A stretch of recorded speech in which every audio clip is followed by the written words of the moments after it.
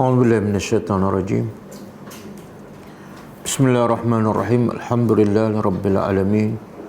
Nahmaduhu wa nasta'inu wa nastaghfiruh. Wa na'udzu billahi min syururi anfusina wa min sayyiati a'malina. May yahdihillahu fala mudilla lahu wa may yudlil fala hadiya lahu. Asyhadu an la ilaha illallah wahdahu la syarika lahu wa asyhadu anna Muhammadan abduhu wa rasuluh. Subhanaka la ilma lana illa ma 'allamtana innaka antal alimul hakim. Allahumma 'allimna ma yanfa'una wanfa'na bima 'allamtana wa zidna ilma. Allahumma ati anfusana taqwaha wa zakkiha anta khairu man zakkaha. Anta waliyuha wa maulaha. Rabbi yassir wa la tu'assir, Rabbi tammim bil khair, amma ba'du. InsyaAllah kita sambung tadabbur surah An-Nahl ayat 86.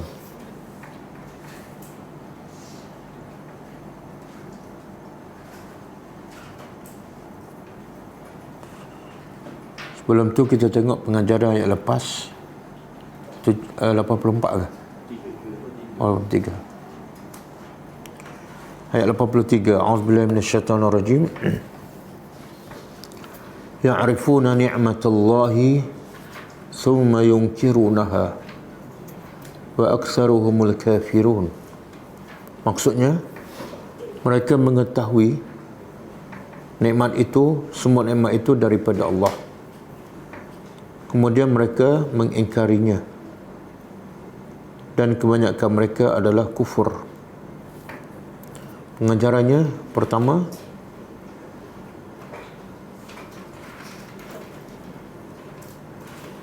manusia yang paling tercela dan dimurkai oleh Allah ialah mereka yang berilmu tetapi tidak beramal dengan ilmunya.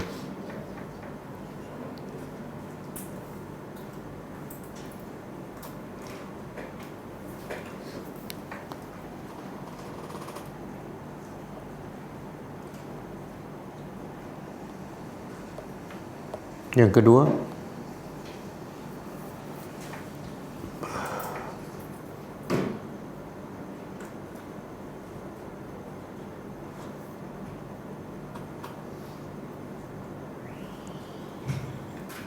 punca manusia kufur kepada Allah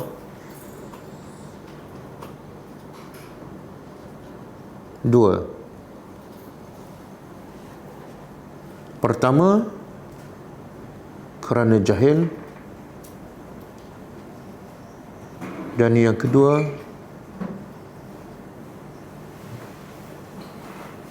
kerana sombong.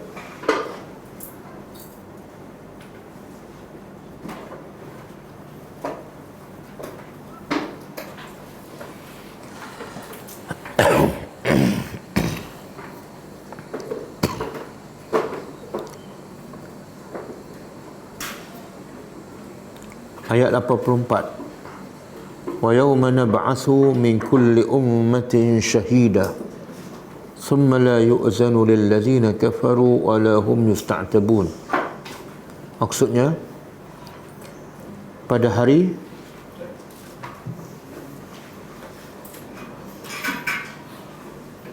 kami bangkitkan daripada setiap umat seorang saksi. Kemudian tidak diizinkan untuk bercakap bagi orang-orang kafir, dan tidak juga mereka diberi peluang untuk bertaubat. Pengajarannya pertama,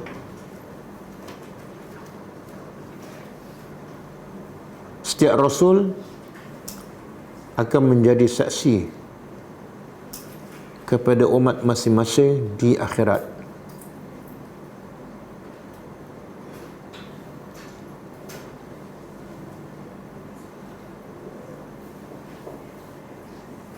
sebagai pembuktian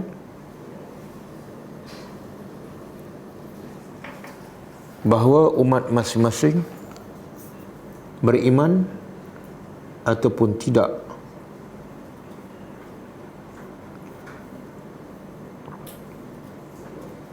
Yang kedua, Rasul juga dibawa sebagai saksi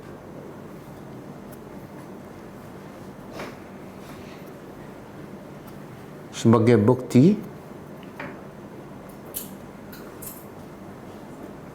di atas pembohongan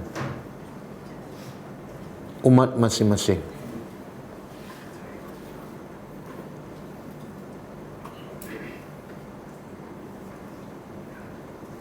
Yang ketiga,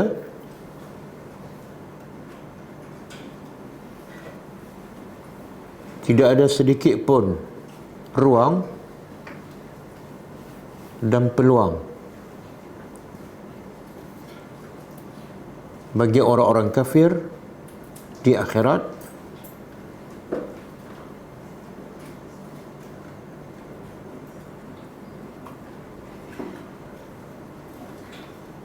untuk memberi alasan di atas kekufuran mereka,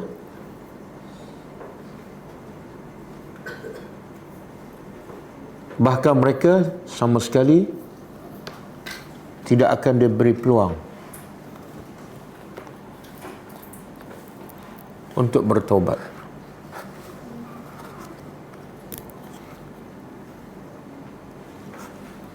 Ayat 85. Wa idza ra'al ladzina zalamul 'azab fala yukhaffafu 'anhum wa la hum yunzarun. Maksudnya,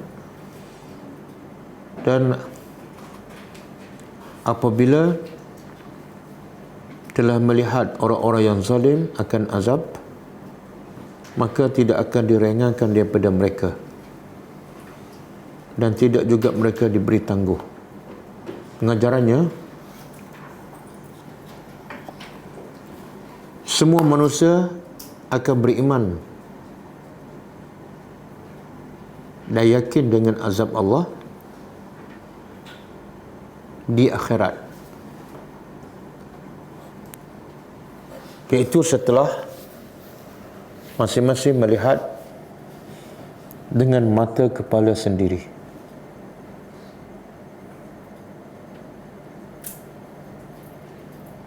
Tapi iman mereka tidak diterima.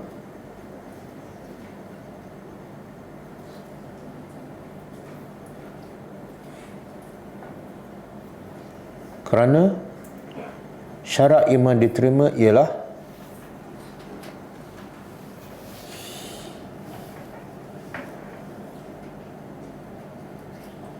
ketika azab itu dalam keadaan gaib. Ketika azab dalam keadaan gaib.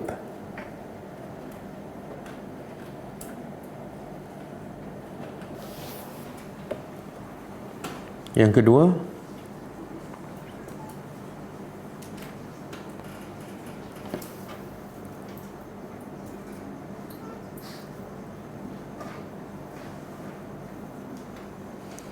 azab ahli neraka tidak akan dikurangkan sedikit pun, bahkan akan sentiasa bertambah.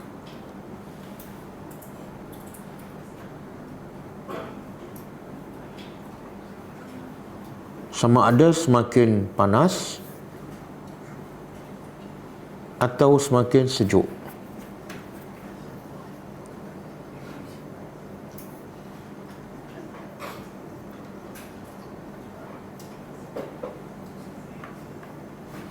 Yang ketiga,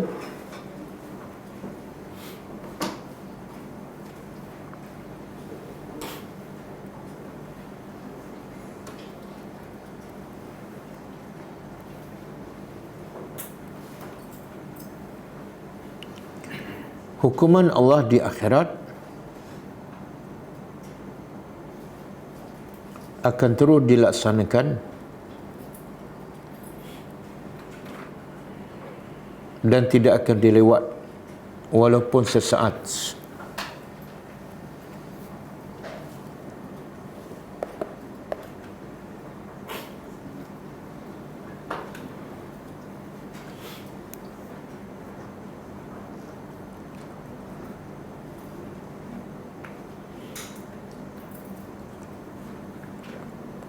Okey, kita sambung tadabbur ayat.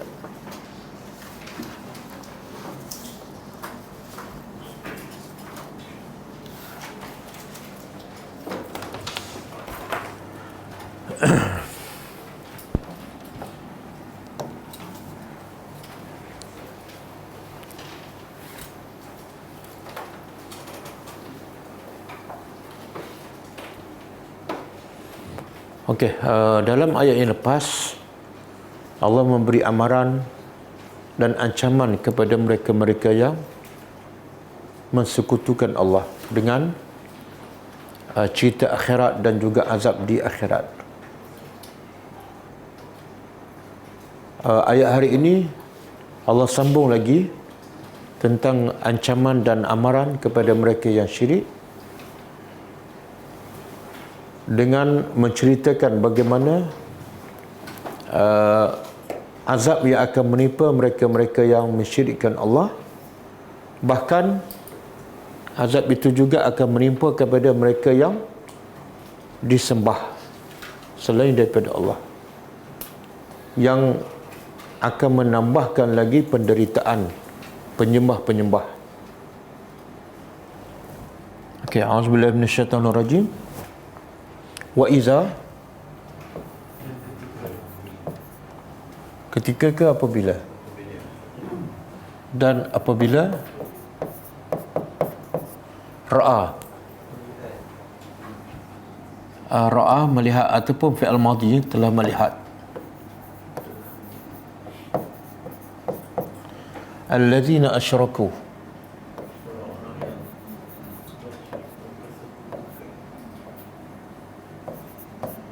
orang-orang yang asyraku, mereka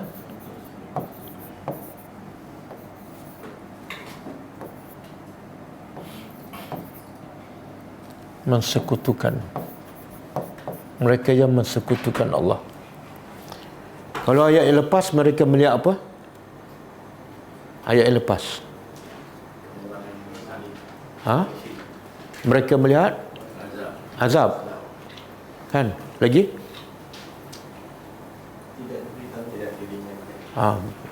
Dan azab mereka tidak akan diringankan.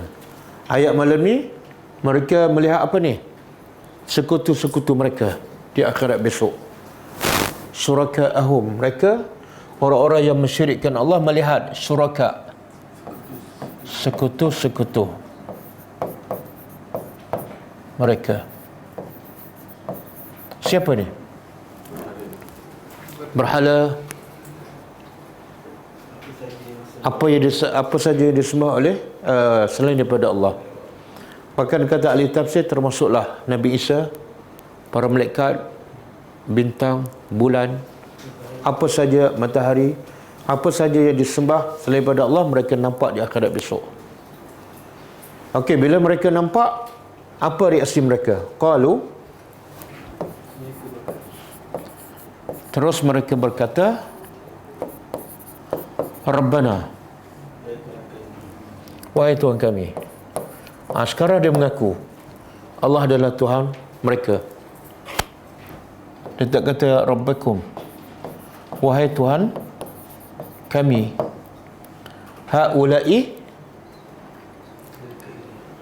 apa dia? Kalau belajar bahasa Arab dia panggil apa dia? Ismu isyarah. Dia kalau seorang, ini seorang, Haza syarikun. Kalau seorang, ini sekutu. Tapi kalau syurakat ramai, haulai. Dan kita belajar ni, haulai ini dia mabni ke mu'rab. Mabni. Apa makna mabni? Baris akhirnya tak berubah ni. Baris bawah tak akan berubah sampai bila-bila. Okey. Bila mereka melihat sekutu-sekutu mereka, terus mereka berkata pada Tuhan, wahai Tuhan kami, ini adalah syuraka-syurakauna, sekutu kami.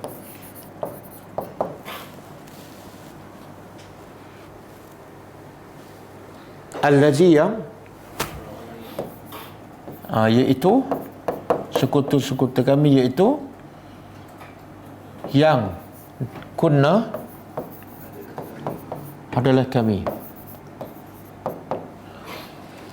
Adalah kami kunna. Kalau adalah aku, kuntu. Subhana la ilaha illa anta subhanaka inni. Kalau aku seorang, kuntu. Kalau adalah kami, kunna. Adalah kami nad'u. Adalah kami dulu. Masa kat dunia, nad'u. Kami sembah. Ataupun fa'il mudhari', sentiasa sembah. Min dunik, dari selain engkau.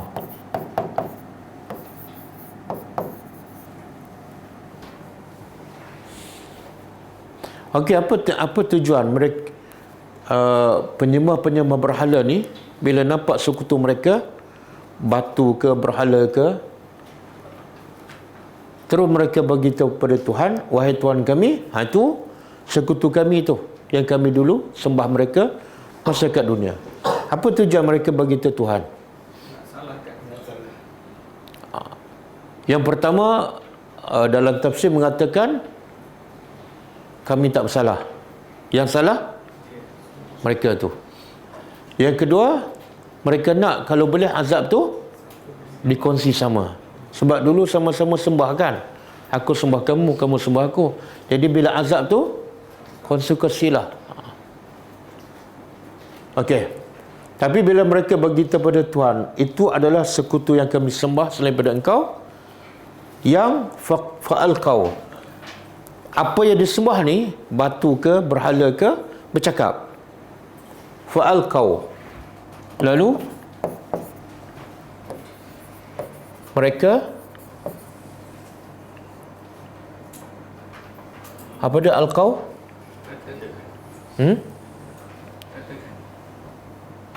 Al-qaw ni mana mencampakkan. Mencampak. Ataupun di sini maksud dia mereka mengatakan, melontarkan ilaihim, kepada mereka, al-qaul, kata-kata. Siapa ni? Siapa yang melontar? Patung berhala melontar kepada siapa? Penyembah-penyembah ni. Mana mereka menjawablah bila penyembah mengatakan berhala batu tu adalah sekutu mereka. Jadi berhala tu bercakap, dia lontarkan kata-kata kepada penyembah. Apa dah? Innakum, sesungguhnya kamu, lakazibun, pasti adalah pendusta. Pendusta. Jadi sekarang berhala ke, patung ke, mengatakan kepada penyembah tu, dia kata apa? Kamu adalah pendusta. Apa maksud pendusta? Sebenarnya penyembah tu betul tak menyembah berhala? Betul? Kalau betul, kenapa berhala tu mengatakan pada penyembah, kamu adalah pendusta? Sedangkan penyembah tu memang betul sembah berhala. Faham soalan? Kenapa dia kata pendusta? Dia menafikan dari segi apa? Dia tak minta disembah. Dia kata, kamu sembah aku tu dengan anggapan aku ataupun kami adalah Tuhan. Kamu pendusta. Kami bukan Tuhan. Dan kami tak pernah pun minta kamu sembah kami. Kamu sembah betul, tapi kamu mendakwa kami Tuhan, tipu. Dan kami tak pernah pun suruh kamu sembah kami. Antara dakwaan penyembah dulu masa kat dunia, dia sembah berhala sebagai apa? Sebagai apa? Zulfa. Zulfa ni sebagai perantaraan. Berhala pun kata, kami tak pernah cakap pun kami ni sebagai perantaraan. Okey, cuba buka surah Fatir. Ada 44 ke? 14.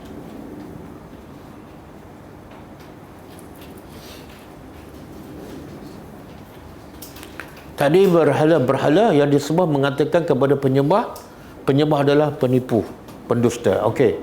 Ayat ni pula Allah sebut dalam surah Fatir ayat 14. In tad'uhum, sekiranya kamu menyeru mereka.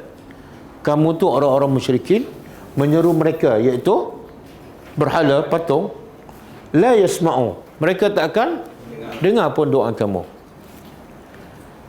Walau sami'u, dan katalah mereka mendengar, katalah berhala tu dengar, maka Allah kata mastajabu lakum, mereka tak akan menyahut apa yang kamu minta, sebab mereka pekak, buta dan bisu. Dia tak ada manfaat apa-apa.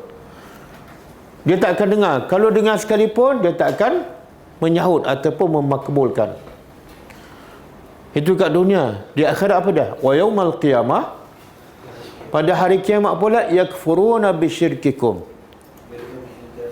Siapa engkar ni? Berhala pula mengingkari kesyirikan kamu.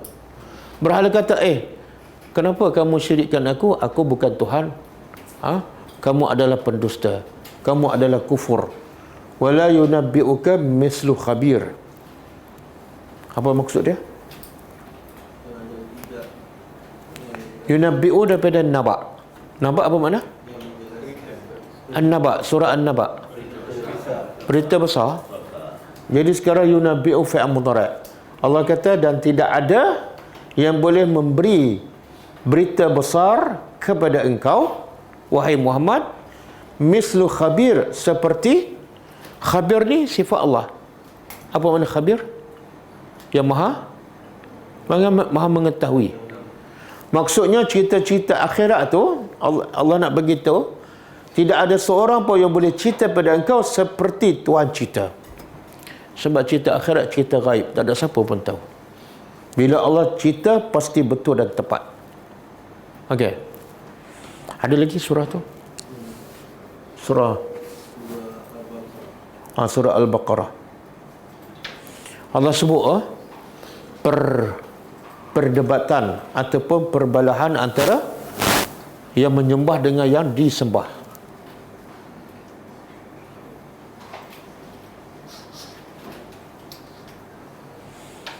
Istabarra allazi.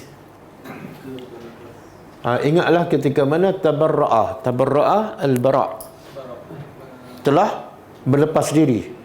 Siapa yang berlepas diri? Allazina tubi'u, orang-orang yang diikuti. Orang yang diikuti mana, pemimpin ke orang bawah? Pemimpin. Jadi pemimpin yang diikuti berlepas diri daripada siapa? Minal lazina taba'u, daripada orang-orang yang mengikutnya.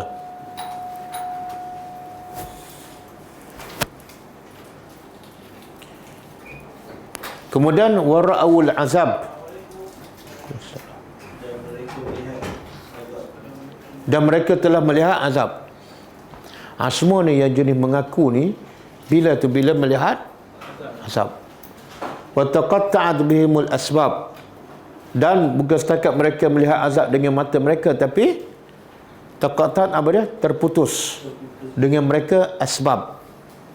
Asbab ni jamak kepada sababun, dan jadi bahasa Melayu pun.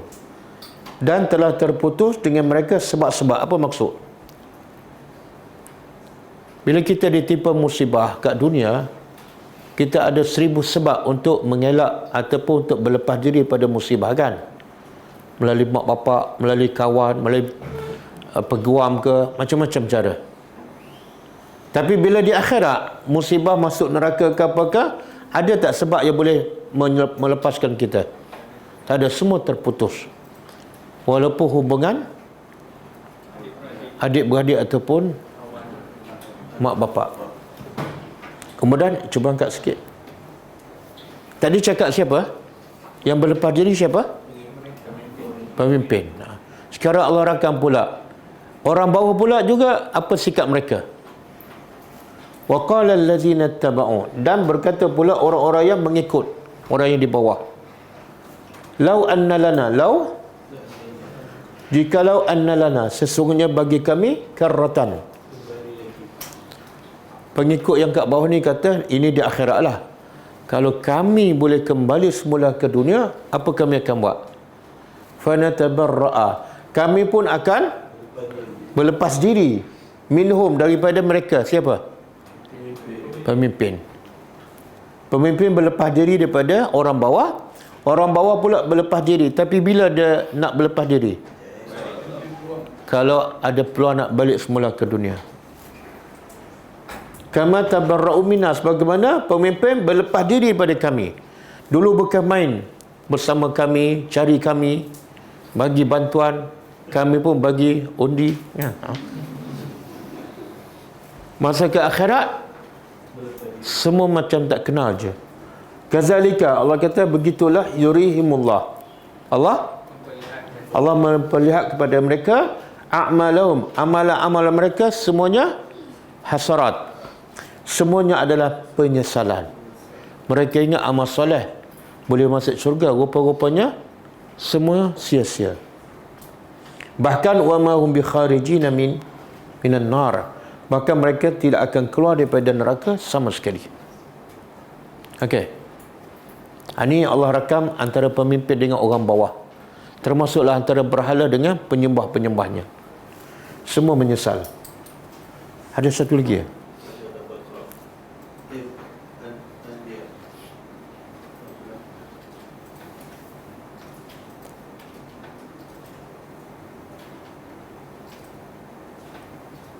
Okey.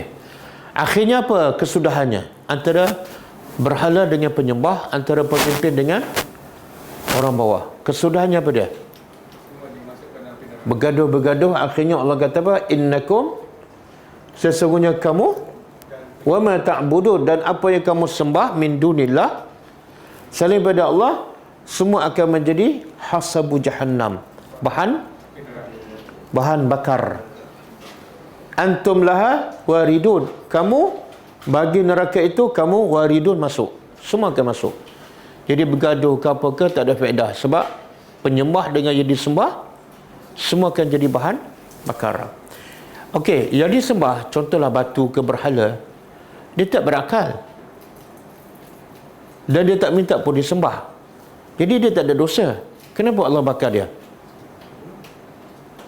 Kenapa Allah bakar makhluk yang tak berdosa? Sebagai penghinaan kepada penyembah. Dari segi mana tu penghinaan? Dia penyembah ni, bila dia sembah berhala, apa harapannya daripada berhala?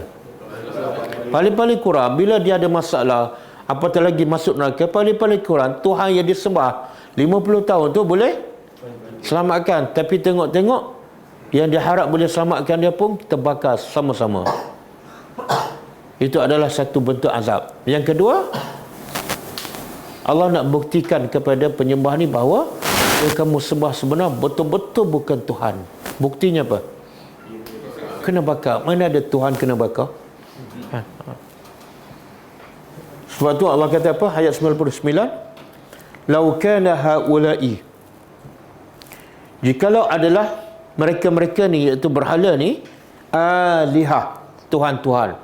Kalau betul berhala tu betul-betul Tuhan, ma waraduha, mereka tak akan masuk neraka lah. Mana boleh Tuhan masuk neraka? Wa kullun fiha, bahkan semuanya kekal. Penyembah kekal, batu berhala pun kekal. Allah kata lagi, lahum fiha zafirun, bagi mereka zafir. Apa makna zafir? suara-suara mendayu, menjerit, merayu dalam neraka. Wahum fiha la yasma'un, dan mereka dalam neraka mereka tak dengar. Tengok, Allah kata mereka ada suara merayu, mendayu. Kemudian Allah kata apa? Mereka tak dengar. Apa maksud dia?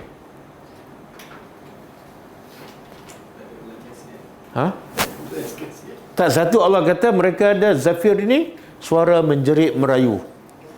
Lepas tu Allah kata mereka dalam neraka tak dengar.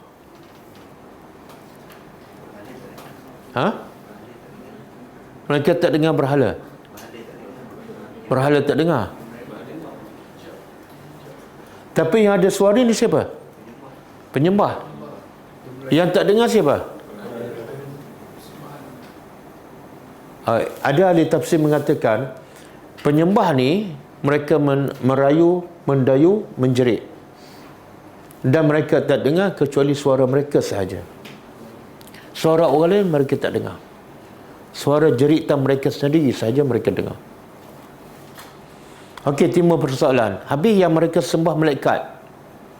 Kerana Allah kata yang kamu sebagai penyembah dan yang kamu sembah semua masuk neraka. Tapi ada tak manusia yang sembah malaikat? Malaikat masuk juga tak neraka? Ada tak yang sembah Nabi Isa? Ada. Jadi Nabi Isa yang disembah adakah masuk sekali neraka? Tak. Kenapa tak? Apa dia? Sebab Nabi Isa tak minta disembah. Berhala pun tak minta juga. Apa dia? Tak, bagi akidah mereka sembah Nabi Isa, bukan yang disalib. Mereka sembah Nabi Isa. Kan mereka kata Nabi Isa adalah anak Tuhan. Okey. Yang rupanya ayat ni. Allah kata apa? Innal lazina, sesungguhnya orang-orang yang sabaqat lahum minna al-husna. Orang-orang yang telah didahului bagi mereka minna daripada kami husna, iaitu orang-orang yang telah dicatat awal-awal lagi bahawa mereka adalah orang baik, orang beriman, seperti malaikat, seperti Nabi Isa.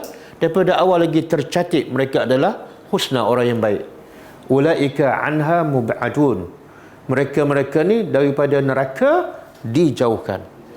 Mub'adun daripada ba'id, bukan setakat tak masuk, tapi dijauhkan daripada neraka. Sebab apa? Sebab mereka telah tercatat sebagai orang yang baik, beriman. Okey, kita balik pada ayat kita.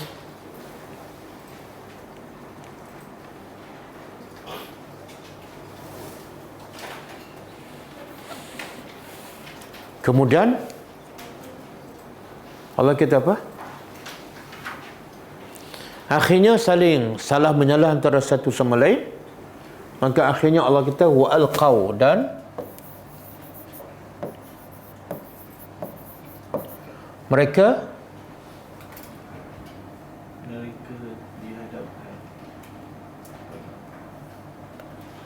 dia terjemah apa alqau?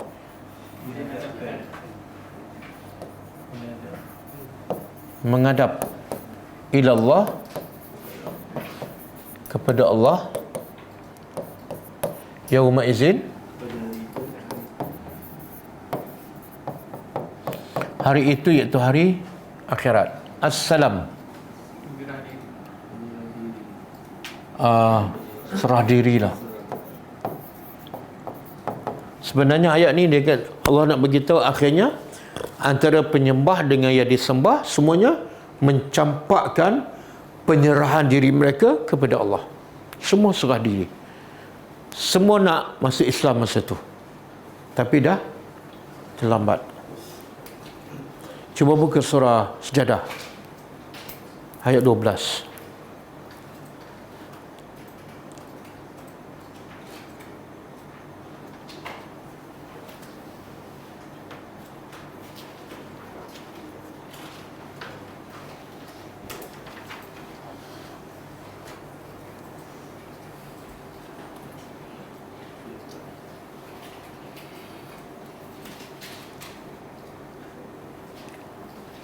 Okey, ini gambaran penyembah dengan yang disembah semuanya serah diri, surrender.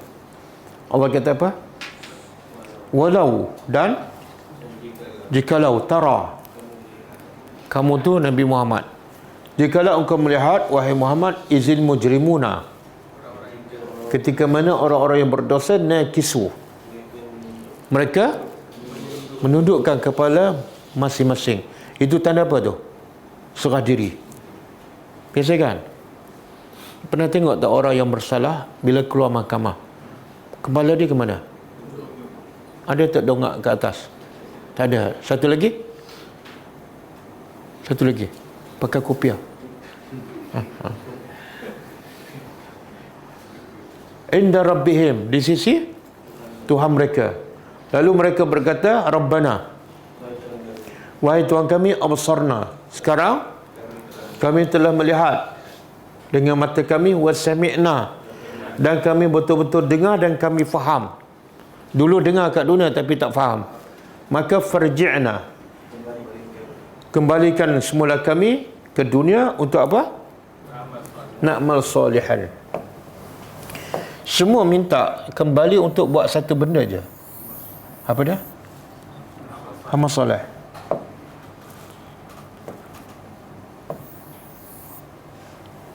Kenapa semua banyak ayat Al-Quran mengatakan bila minta nak kembali ke dunia, semua satu je, nak beramal soleh. Ada ayat mengatakan nak bersedekah, sedekah pun amal soleh. Kenapa dia tak sebut nak jumpa keluarga ke, nak kahwin ke, nak tengok kebun ke?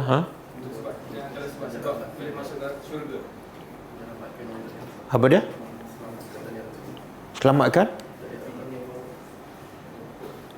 Kenapa dia minta satu je amal soleh? Sebab yang satu-satu sahaja yang boleh selamatkan manusia daripada neraka ialah amal soleh. Ilmu tak boleh. Ilmu banyak mana pun, 20 tahun mengaji, 20 kitab besar, tapi tak beramal, sia-sia. Macam kata pepatah apa dia? Ilmu tanpa amal seperti bahasa Melayu lah, seperti pokok yang tak buah. Jadi pokok tak berbuah, kita simpan ke terbang buang je, tak ada faedah. Sebab tu lebih baik ilmu sikit beramal daripada ilmu banyak tak beramal. Sebab ilmu banyak tak beramal musibah. Okey, jadi jangan belajar banyak-banyak, sikit-sikit je. Sebab itulah jadual kita kurang dari kelas. Kelas hari Jumaat malam tak ada. Kita ada pagi Jumaat, tapi Jumaat malam tak ada. Kurangkan. Sebab apa? Takut kena soal banyak. Okey, inna muqinun. Kenapa nak balik semula ke dunia? Sebab kami dah yakin. Makna apa? Dulu bukan tak tahu, tapi tahu tak yakin. Tapi puak-puak ni, kalau Allah bagi peluang balik semula, dia buat betul tak yang dia nak buat tu? Mana tahu? Pernah berlaku?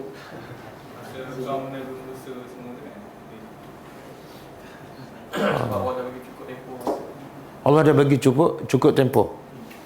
Maknanya kalau dia nak berubah sebenar, boleh tak? Kalau dia nak, boleh. Sebab masa Allah bagi dah 40 tahun, 50 tahun. Dan untuk beriman dia tak perlu bertahun-tahun. Kadang-kadang beriman 10 minit mati. 10 minit tu yang dikira.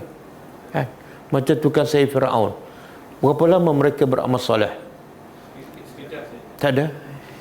Yang bunuh 100 orang kan, berapa lama dia beramal soleh? Sikit je. Yang penting apa dah? Di hujung kehidupan. Sebab tu Allah bukan nak tengok amalan banyak, Allah nak tengok ahsanu amala, dan juga yang di hujung kehidupan. Macam mana kita nak pastikan hujung kehidupan kita betul-betul beriman, betul-betul salat khusyuk masa di hujung tu? Macam mana nak pastikan? Istiqamah. Kalau subuh khusyuk, zuhur tak khusyuk, masa mati zuhur, kan? Kan nanya kan. Sebab tu kena istiqamah. Dia yang paling sukar nak beriman, tapi lagi sukar Allah puji, innal ladzina qalu rabbuna Allah summa istaqamu. Allah puji. Satu, beriman. Yang kedua, dia boleh istiqamah sampai hujung kehidupan. Satu benda yang paling sukar. Termasuklah nak istiqamah ikut kelas kan. Bukan mudah cabaran. Berapa ramai yang dah mati? Okey. Wadalla, dan telah dalla apa dia? Dalla ni banyak makna. Ada makna telah sesat, ada makna telah lupa, ada makna telah ghaib, hilang. Yang kat sini telah batal. Ini ada dalla, makna dia sia-sia. Sia-sia ataupun batal, dan telah sia-sia. Anhum, dari mereka,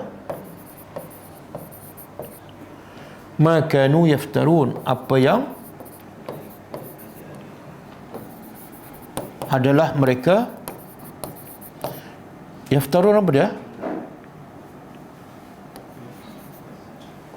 Mereka-reka pendustaan.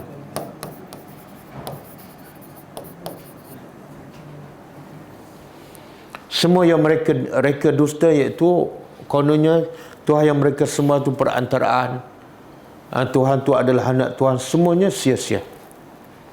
Cuba buka surah apa ni? Taha.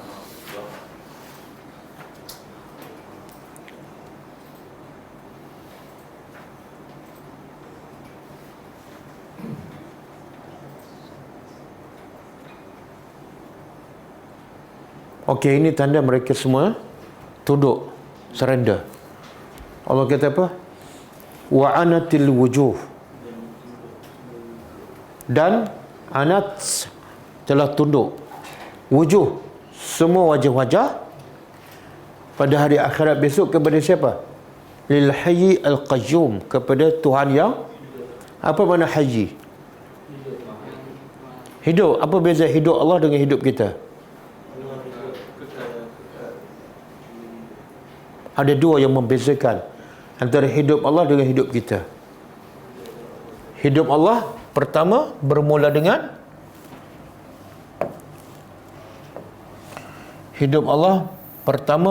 dengan azali, iaitu tidak ada permulaan. Hidup kita ada permulaan. Sebelum kita lahir daripada perut ibu, kita tiada. Tapi Allah ada sejak azali. Yang kedua, beza Allah hidup dengan kita ialah Allah hidup sampai abadi. Tapi kita hidup sementara. Sebab itulah Allah kata,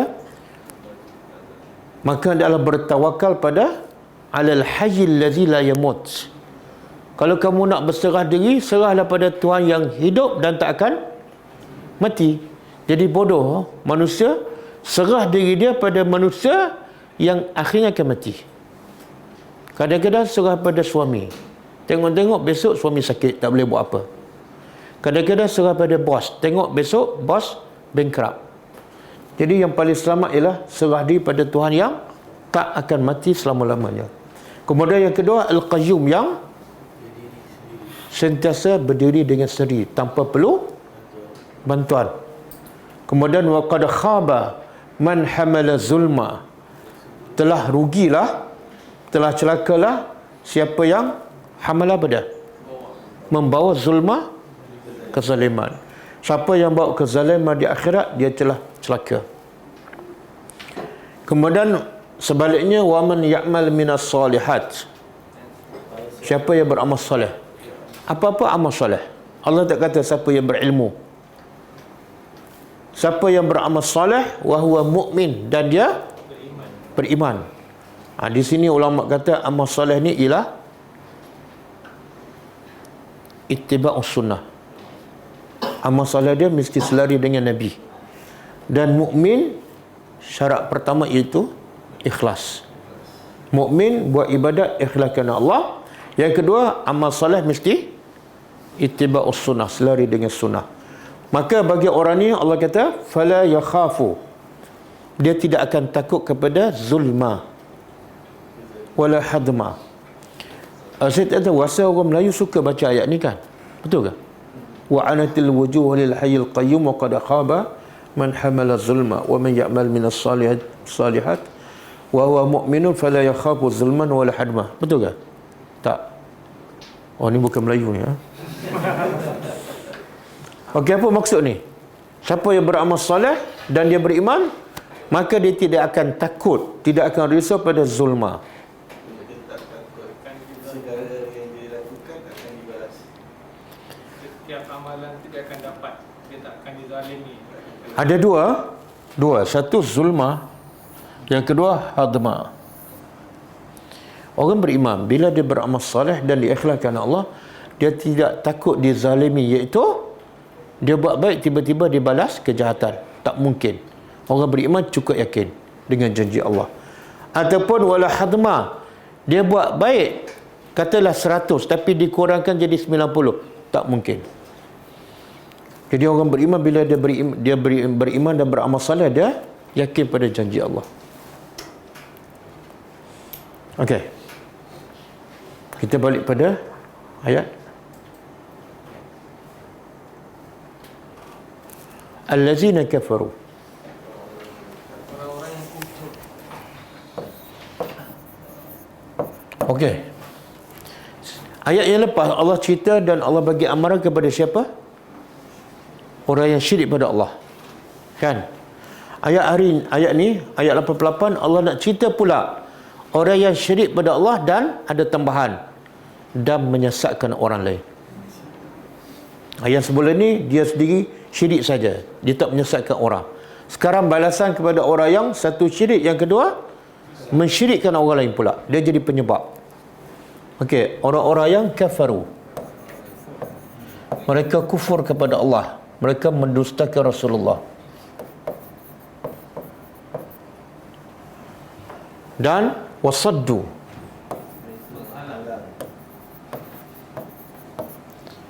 mereka menghalang an sabilillah,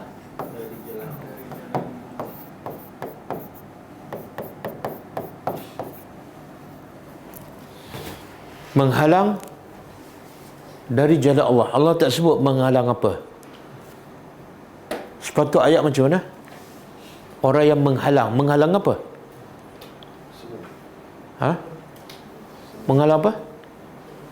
Menghalang daripada jalan Allah. Menghalang apa? Iaitu menghalang orang lain. Yang ni diri dia sendiri kufur. Yang kedua, dia melibatkan orang lain. Dia menghalang orang lain daripada jalan Allah. Maka apa balasannya? Zidnahum, kami tambah. Kami tambah kepada mereka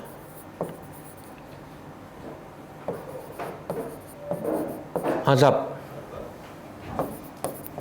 Fauqal azab, atas azab. Maksudnya apa? Azabnya dah ada tapi tambah lagi azab. Azab pertama sebab mereka kufur.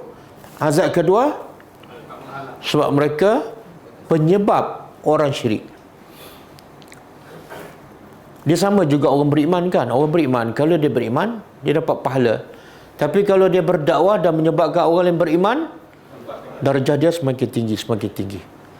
Sebab tu orang yang terbaik siapa?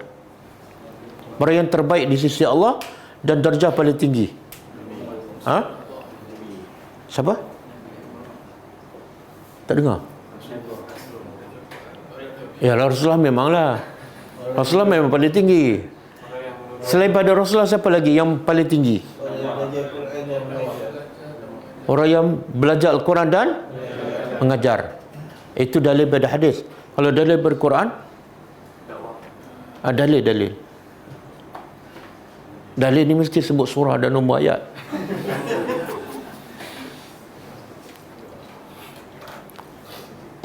Siapa tahu? Allah kata, "Waman ahsanu qawlan mimman da'a ilallahi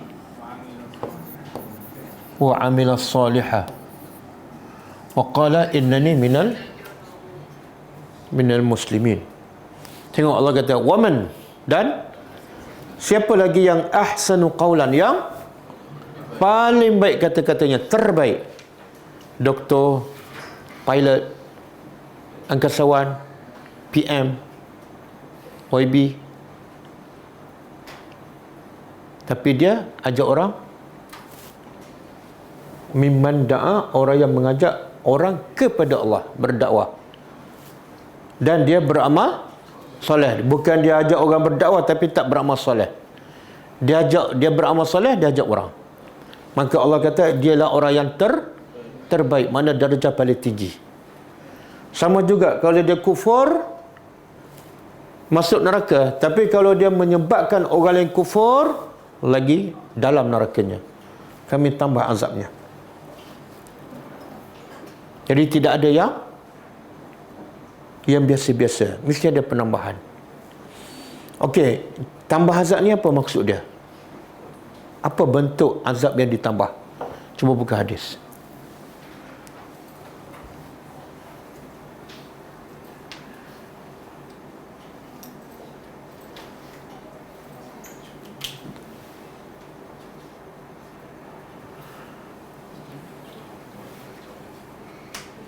Okey, wa akhraja Abdul Razak wal Firyabi wa Sa'id bin Mansur wa Ibnu Abi Syaibah wa Hana bin Sari.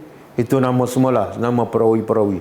Wa Abu Ya'la wa Ibnu Jarir wa Ibnu Munzir wa Ibnu Abi Hatim wa Tabarani wal Hakim wa sahahu, dan disahihkan oleh Hakim wal Baihaqi fil Ba'si, dalam tajuk kebangkitan dan nusyur.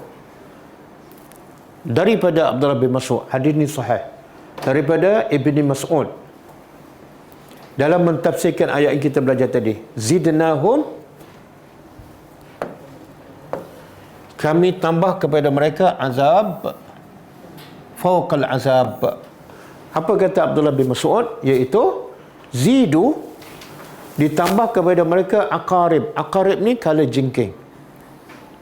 Kala jengking, laha anyabun, yang ada apa dipanggil?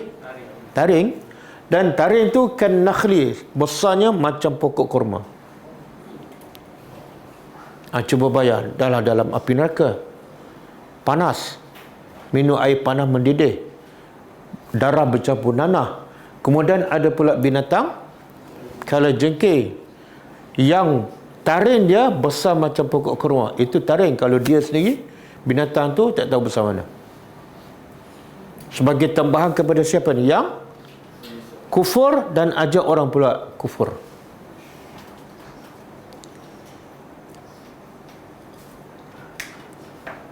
Cuba angkat sikit.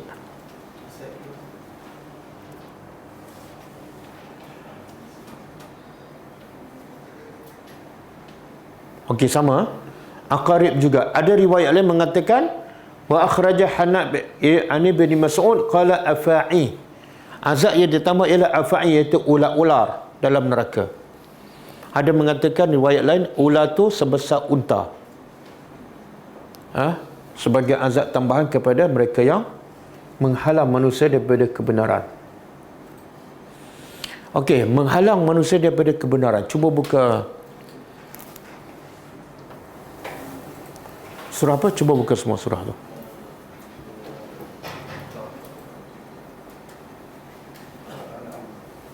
Al-An'am.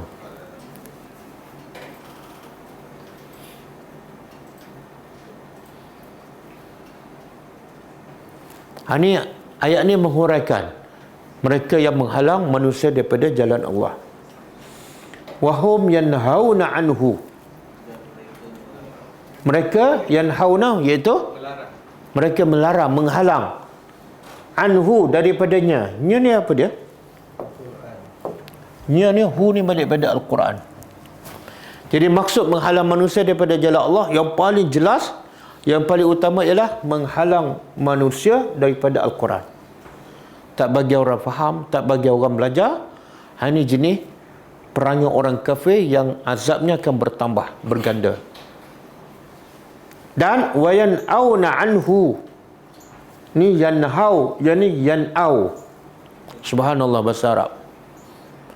Ini ha kan. Ini hamzah. Apa makna dia? Ha? Yani mereka halang orang daripada Quran. Yani mereka sendiri jauh daripada Al-Quran. Dua-dua. Mereka jauh daripada Quran, lepas tu mereka juga menjauhkan orang daripada Al-Quran. Maka balasannya berganda.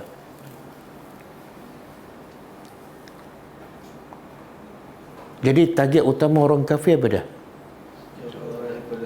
Bukan dia nak kuasa. Siapa yang duk sibuk takut orang kafir berkuasa memang tertipu. Target utama orang kafir ialah jauh umat Islam daripada Quran. Cukup. Tak dapat kuasa pun tak ada masalah. Boleh faham? Apa makna kalau orang Islam berkuasa tapi masyarakat tetap jauh daripada Al-Quran? Ada faedah. Macam mana kita nak tahu masyarakat dekat dengan Al-Quran ataupun jauh? Apa ukurannya? Indikatornya apa dia? Ha? Tengok apa? Tengok akhlak je. Sebab Nabi kata innama bu'istu liutammima makarimal akhlak. Aku diutuskan tidak lain tidak bukan untuk membawa akhlak yang mulia. Dan bila ditanya pada Aisyah macam mana akhlak Nabi? Akhlak Nabi adalah jadi nak tengok masyarakat kita jauh dengan Quran ataupun dekat, tengok akhlak. Kalau akhlak dah rusak, memang jauh lah. Walaupun orang Islam pegang kuasa. Boleh faham? Cuba kita tengok mana-mana negeri yang diperintah oleh orang Islam. Dan tengok masyarakat dia, tengok remaja dia. Mulia tak akhlak mereka? Ha? Mulia ke tak? Hanya tak mengaku. Pergilah mana-mana negeri yang diperintah oleh orang Islam. Satu dunia. Akhlak dia memang teruk, rusak. Tapi dalam masa sama, kita takut orang kafir berkuasa. Yang kamu ada kuasa, masyarakat jauh juga daripada Al-Quran. Dan kita tengok pula zaman Rasulullah. Siapa yang berkuasa di Mekah? Siapa yang berkuasa di Mekah? Orang kafir kan? Tapi apa Nabi buat? Nabi berebut nak kuasa ke? Nabi dekatkan masyarakat Mekah dengan Al-Quran.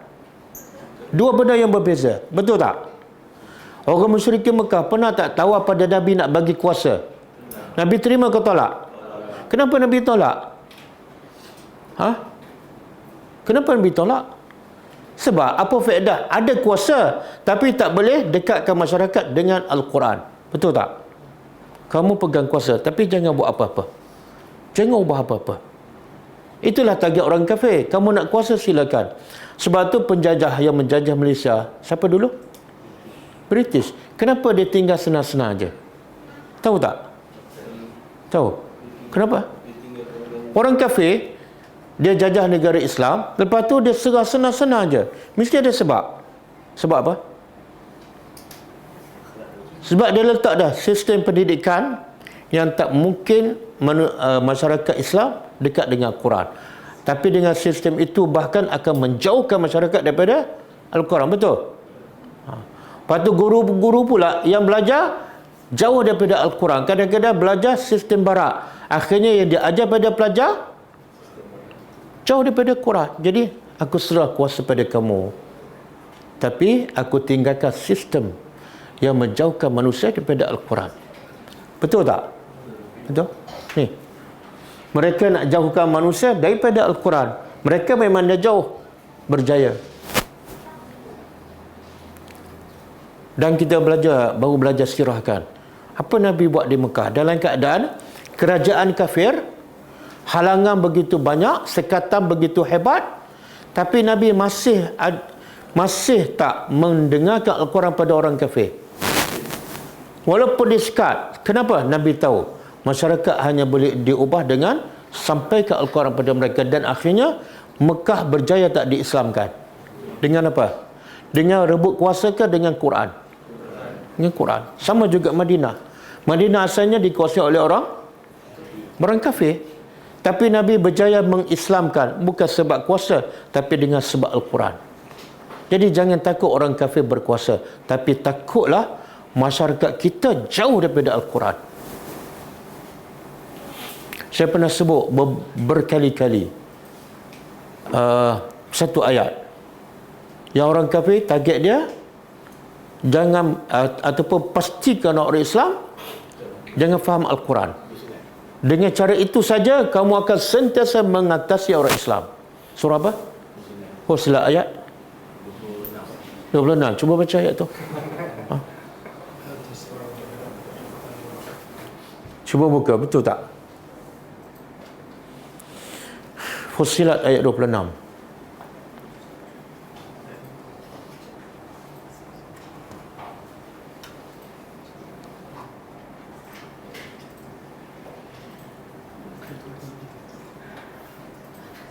Tak ada kan?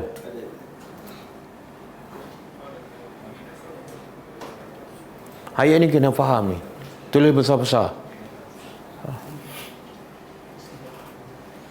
Wa qala allazina kafaru, dan telah berkatalah orang-orang kafir. Apa dia? La tasma'u. Jangan kamu dengar dengan Quran ni. Kemudian kalau ada juga nak dengar, buat sesuatu. Apa dia? Walghaw. Walghaw ni buat sesuatu yang melalaikan, yang melarangkan umat Islam. Apa-apa saja. Yang penting mereka tak ada masa nak baca Quran, nak tadabbur, tak ada masa. Buat sesuatu. Dan dengan cara itu saja la'allakum taghlibun. Semoga dengan cara itu kamu akan mengatasi walaupun kamu tak pegang kuasa. Mereka nak pegang kuasa, peganglah, tak ada masalah. Tapi akhlak masyarakat Islam tetap rusak. Okey. Hari ini dengan berita apa? Ada seorang ibu didakwa di mahkamah sebab dera anak sendiri. Bukan anak tiri, bukan anak kucing. Anak sendiri. Dia seksa sampai badan tu berlubang anak dia. Dan pergi mahkamah pakai tudung. Kan?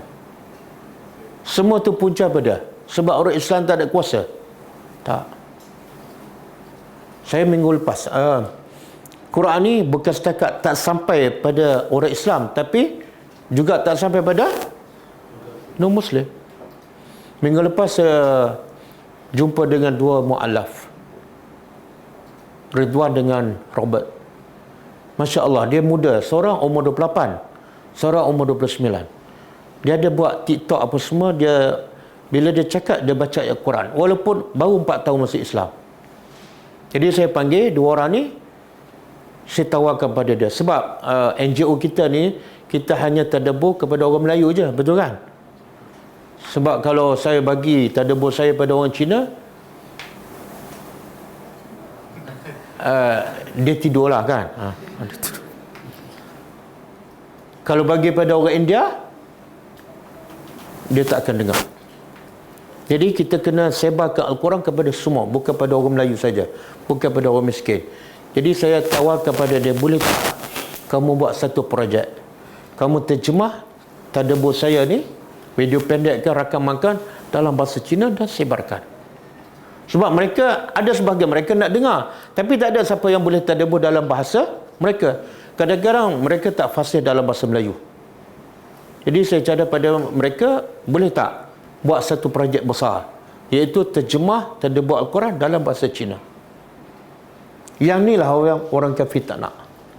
Jangan duk sibuk pasal kuasa lah. Apa faedah ada kuasa, tapi tengok masyarakat kita, remaja kita runtuh akhlaknya. Walaupun dia negeri Islam, walaupun 99% orang Islam, walaupun dasarnya Islam, tapi sistemnya menjauhkan masyarakat daripada Al-Quran. Boleh faham? Dan sebab tu Allah kata apa? Bila nak baca Quran kena baca apa? Kenapa? Sebab syaitan paling takut bila orang kafir berkuasa ke ataupun bila orang Islam tak faham Quran. Orang Islam faham Al-Quran. Yang mana syaitan paling takut? Bila orang Islam mula nak faham Al-Quran, itu dia takut. Orang Islam pegang kuasa, peganglah, tak ada masalah. Bukan isu besar. Tengok negara Islam kan, di negara Arab. Tengok masyarakat dia. Kan? Tak ada akhlak Al-Quran. Sebab walaupun dah pegang kuasa, tapi sistemnya menjauhkan manusia daripada Al-Quran. Okey. Kita balik pada ayat kita.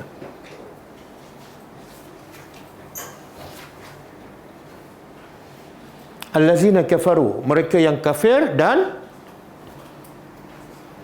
menghalang manusia daripada jalan Allah. Tidak ada jalan yang paling tepat untuk kenal Allah melainkan Al-Quran. Dan kita belajar sirah semalam kan, Abu Bakar bila diberi perlindungan oleh seorang, nama dia seorang jahiliah, dia bagi syarat, kalau aku lindung kamu, kamu tak payah berhijrah ke Habasyah, tapi dengan syarat ibadat dalam rumah, baca Quran dalam rumah, jangan buat kat luar. Tapi Abu Bakar tak tahan, lama-lama dia baca Quran di luar. Bila di luar, orang musyrikin dengar, kanak-kanak dengar, jadi kecoh. Akhirnya orang musyrikin tarik balik perlindungan untuk Abu Bakar. Abu Bakar kata, tak kisah, aku nak perlindungan daripada Allah. Dia pun baca Quran. Tapi kesannya apa dah? Risikonya apa? Dia kena maki, kena herdik dan sebagainya. Sebab apa? Orang beriman, bila dia ada Quran, dia nak orang lain juga dengar. Sebab dengan Al-Quran manusia akan selamat. Okey. Kami tambah kepada mereka azab.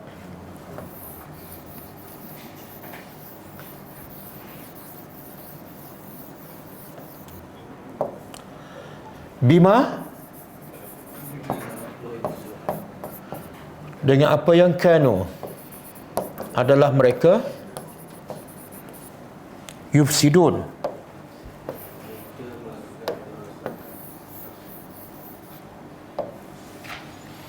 dengan apa yang mereka melakukan kerusakan. Okey, Allah gelarkan mereka ni melakukan kerusakan. Apa kerusakan yang dilakukan oleh orang kafir ni? Jadi kerusakan paling besar apa dia? Merosakkan agama orang Islam. Menjauhkan orang Islam daripada agama. Ada pun rosak harta benda awam, runtuhkan bangunan. Itu rosak juga, tapi tak serosak menjauhkan manusia daripada agama. Sebab tu Allah sebut al-fitnatu asyaddu minal qatli. Cuba terjemah. Fitnah itu lebih teruk, lebih dahsyat daripada membunuh. Apa maksud fitnah? Apa maksud fitnah? Ha? Oh, hafal. Apa maksud? Fitnah lebih dahsyat daripada membunuh. Bunuh dahsyat, tapi lebih daripada itu ialah fitnah. Apa dia fitnah? Syirik pada Allah. Jadi bunuh tu kerusakan, tapi membiarkan orang syirik tak bunuh, sihat tapi syirik, lagi dahsyat.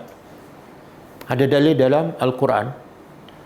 Bila Allah perintah Khidir bunuh budak kan? Bunuh budak tu dahsyat. Tapi kenapa dibunuh? Kalau tak bunuh akan berlaku benda yang lebih dahsyat daripada pembunuhan. Iaitu budak tu akan syirik. Ini ya, kerusakan yang dilakukan oleh orang kafir, dia bukan nak bunuh orang Islam. Sebab tu saya tak kisah. Orang kafir nak bunuh orang Islam, bukan masalah besar. Kalau dalam peperangan mati syahid kan. Tapi yang isu besar pada orang kafir nak bunuh agama. Dia biarkan orang Islam hidup tapi jauh daripada Quran. Itu satu pembunuhan secara senyap. Okey, cuba keluarkan ayat.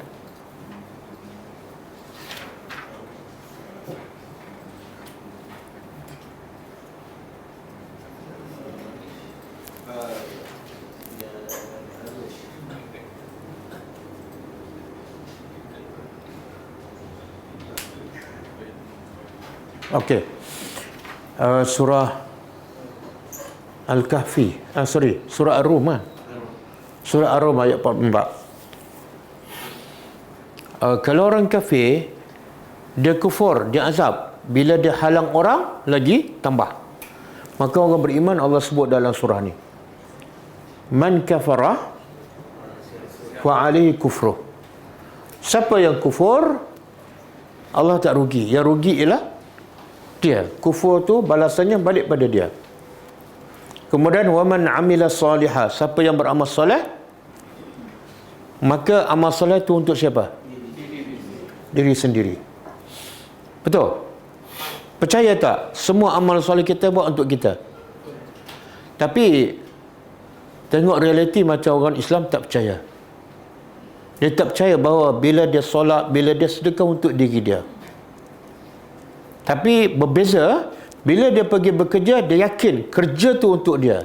Sebab tu antara buat ibadat dengan kerja dunia beza tak? Yang mana manusia buat sungguh-sungguh? Kenapa? Dia yakin untuk dia. Tapi bila buat amal ibadat, dia buat cincai. Kenapa?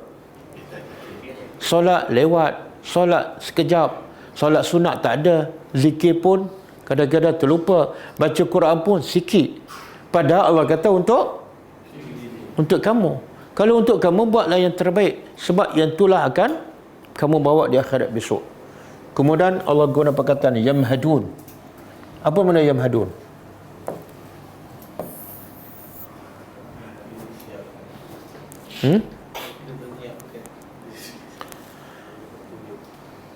Yamhadun daripada mahada.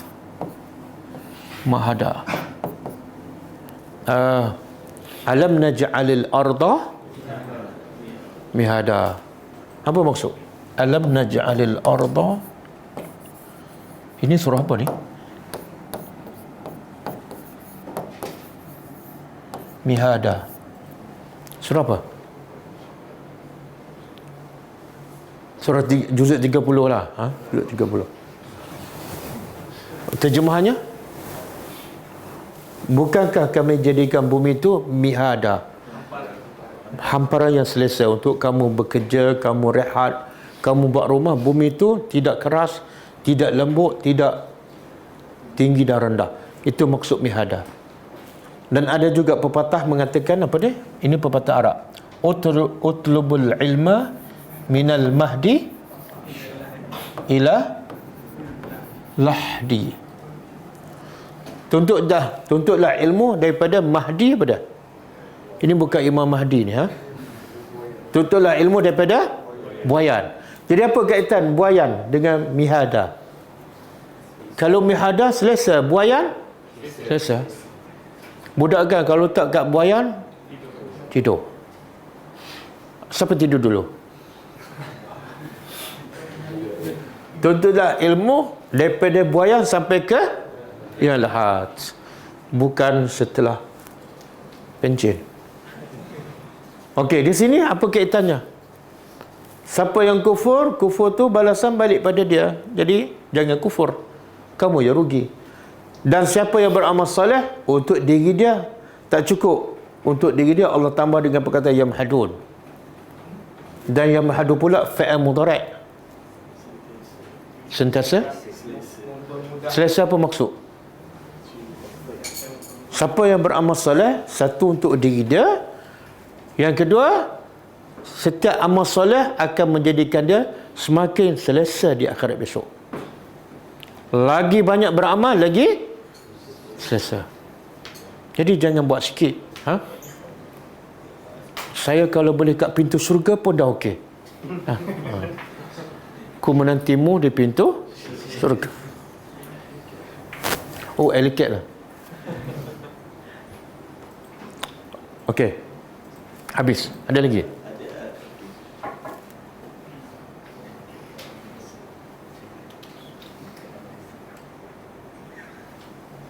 Okey.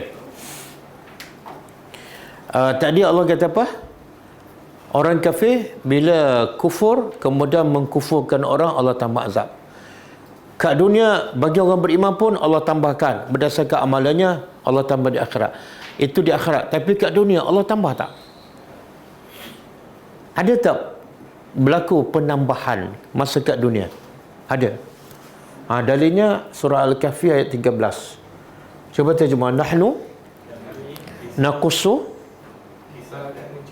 kami menceritakan, Allah menceritakan alaika, kepada engkau. Bila Allah cerita, makna cerita ni adalah hebat.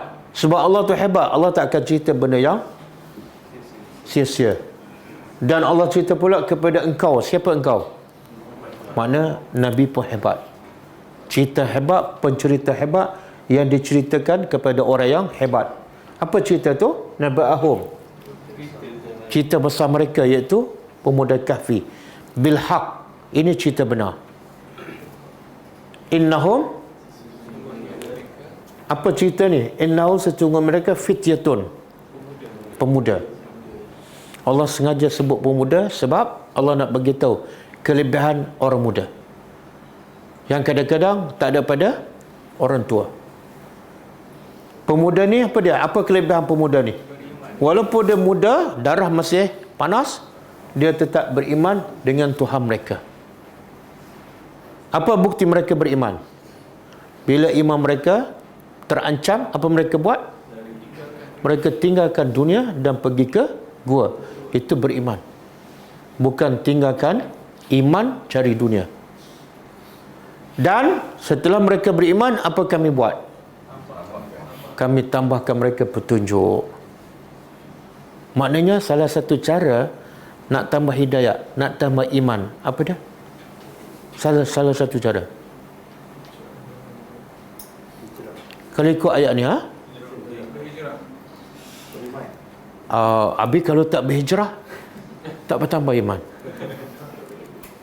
Maksudnya, mereka beriman dengan Tuhan mereka. Kita buat apa yang Allah suruh, walaupun tak berhijrah, Allah tambah. Lepas tu ahli tafsir kata, ikut ayat ni, kerja kamu beriman, kerja Allah tambah. Jadi kalau kamu tak beriman, tak mungkin Allah tambah hidayat. Okey. Jadi jangan fikir, macam mana aku nak tambah hidayat? Jangan fikir. Yang kamu kena fikir apa dah? Macam mana aku nak buat apa yang Allah suruh, Allah akan minta ke tambah. Okey? Ada lagi? Dah. Okey, cukup. Ada soalan ke?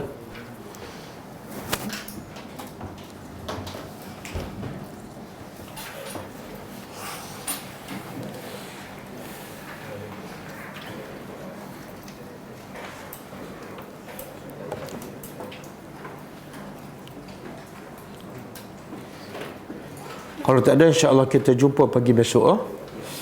Kelas hadis Ustaz Usama. Kemudian malam besok kita sambung tadabbur surah An-Nahl. Okey, kita tutup dengan membaca tasbih kafarah. Subhanakallahumma wa bihamdika asyhadu an la ilaha illa anta astaghfiruka wa atubu ilaik. Assalamualaikum warahmatullahi wabarakatuh. كتاب الله ترق جنانه وتنى العظيم